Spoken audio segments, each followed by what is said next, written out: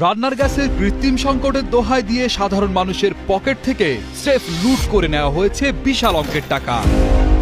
বর্তমানে বাজারে একটি 12 কেজির এলপিজি সিলিন্ডার কিনতে গিয়ে নির্ধারিত দামের চেয়ে 700 থেকে 1200 টাকা পর্যন্ত বেশি গুনতে হচ্ছে। এমনকি 35 কেজির বড় সিলিন্ডারের ক্ষেত্রে বাড়তি নেওয়া হচ্ছে 1700 টাকা পর্যন্ত।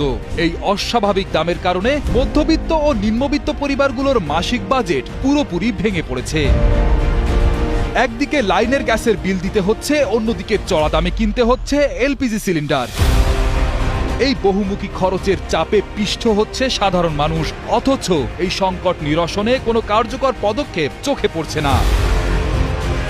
রাজধানীর মগবাজার বা কল্যাণপুরে সাধারণ বাসিন্দারা জানিয়েছেন, দোকানগুলোতে গেলে বলা হচ্ছে গ্যাস নেই, কিন্তু বেশি টাকা দিলেই ভোজবাজির মতো বেরিয়ে আসছে গ্যাস সিলিন্ডার। এই পরিস্থিতি শুধু ঘরোয়া রান্নাই নয়, প্রভাব ফেলেছে ছোট বড় হোটেল ও রেস্তোরাঁগুলোতেও। এলপি গ্যাস ব্যবসায়ী সমিতির দেওয়া তথ্য অনুযায়ী বাজারে বর্তমানে প্রতি মাসে প্রায় 1.25 কোটি সিলিন্ডার রিফিল করা হয়। প্রতিটি সিলিন্ডারে গড়ে 1000 টাকা বাড়তি নিলেও মাসের শেষে লুটের পরিমাণ দাঁড়ায় প্রায় 2500 কোটি টাকা। এই বিশাল অঙ্কের টাকা সাধারণ মানুষের পকেট থেকে সরাসরি চলে যাচ্ছে অসাধু ব্যবসায়ী চক্রের হাতে।